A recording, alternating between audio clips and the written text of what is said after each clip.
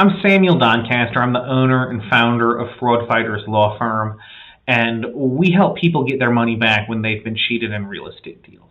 I want to talk to you today about one of the most valuable evidentiary or pieces of evidence that comes up in nearly every real estate claim. And that is the SPUDs, and specifically the cover sheet to the SPUDs. There's just so much good stuff on this initial front page that really helps a buyer make a valid claim. So let's go ahead and dig into it. One of the things you're going to see here at the very top, in boldface, all caps letters, it says, "When in doubt, disclose," with an exclamation mark. That's the very first thing on the page, and that's important.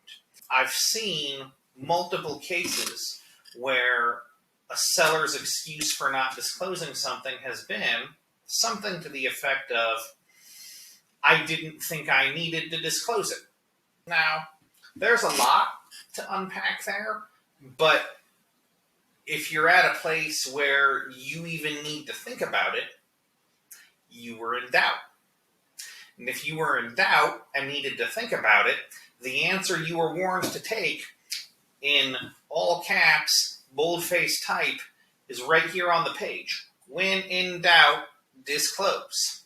Another related thing people will bring up is they'll say, "I asked my realtor and my realtor told me I didn't need to." Now, as a practical matter, we know that's hooey because any decent realtor is going to have risk management training that is consistent with this message, and the realtor is going to say, if you're concerned, you should disclose it. Because the realtor, actually, to hang on to their real estate license, is subject to a regulation that says they have to disclose in writing anything they know about a property. By the time that their seller client comes to them to ask, "Should I disclose that?" that means the realtor knows about it, which means the realtor has an obligation and can be at risk for losing their license if they don't make sure it gets disclosed properly. So any seller defendant who's claiming the realtor advised them not to disclose is just lying. But even on top of that, when we're talking to the seller about the decision not to disclose, we have at our disposal, when in doubt, disclose. So one thing I'm going to do with that is I'm going to make the argument to the jury. If he needed to ask his realtor about this, he must have been in doubt, right? Like, if you were in no doubt whatsoever, would you ask the question? No. So if he was at least in doubt, he had already been advised in writing by the realtor to disclose. So even that very front cover line is important. Now let's go on. We still have elevated font size, and it says, "Arizona law requires the seller to disclose material important facts about the property, even if you are not asked by a buyer or real estate agent. These disclosure obligations remain even if you and the buyer agree that no seller property disclosure statement will be provided." That's another big point, and by the way, that's true, and it's one of the most common misconceptions I see about the nature of disclosure. Typically during a hot, seller-friendly real estate market, we'll see an elevated number of deals where buyers are agreeing to waive the seller property disclosure statement. Well, that's a problem on both sides, frankly. It's a problem for the buyer because they have less information about the property. It's also a problem for the seller because they have way less protection. Typically, when those things are getting waived, nothing gets handed over in writing, and the seller never has any ability to prove they disclosed anything, even if there was something material about the property that required disclosure. And often, by the way, they're walking around thinking they don't have to disclose it, which is wrong. And they're essentially entering into a transaction not understanding the consequences of what they're going to do, and that's always a bad way to go about things. So, continuing to move on, the next sentence, again in bold and underlined, "The SPDS is designed to assist you, the seller, in making these legally required disclosures and to avoid inadvertent non-disclosures of material facts." You know, that's true. The way the statement is structured is there's hundreds and hundreds and hundreds of questions about the condition of the property. And sellers typically fill it out by hand, which means they're checking boxes. For example, does this property have any history of past or present plumbing problems? And they check yes or they check no. Does this property have any pending HOA assessments? Yes or no. And the sellers are filling that out by hand. And one of the things I love about this, since I'm on the plaintiff's side, is this statement is correct. It prevents sellers from making inadvertent non-disclosures. Doesn't mean non-disclosures don't happen, but it means if somebody went through the process of filling out the SPDS, a non-disclosure cannot have been inadvertent.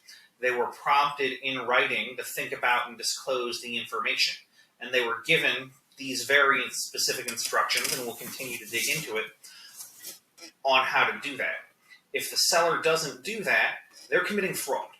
Straight up, they're acting intentionally. To satisfy your disclosure obligations and protect yourself against alleged non-disclosure, you should complete the SPDS by answering all questions as truthfully and thoroughly as possible.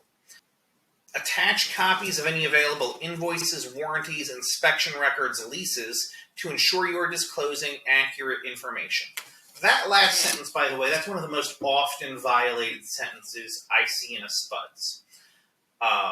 It's not enough. Under the written instructions the Arizona Association of Realtors has promulgated, it's not even enough for the seller to merely answer the question and give you like a one-line or often 2 or 3 word explanation.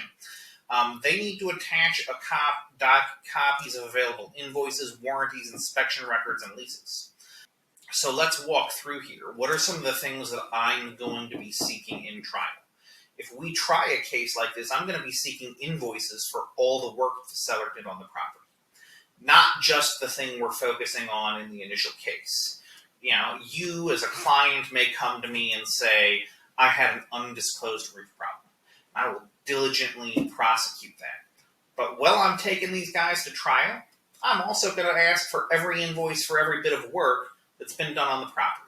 And I'm going to be fined, for instance, the cracked foundation you didn't catch before you come to me, but the seller had some sort of a repair done and failed to disclose that work to you. Or the remodeling or renovation that didn't get done. The unpermitted expansion.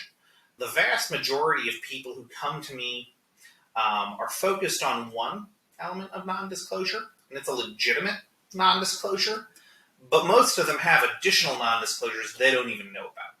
And especially for cases that don't settle in mediation, where we get into trial and I get to do far-reaching discovery, we're going to find the rest of them. And that's really going to make the sellers pay for not settling early.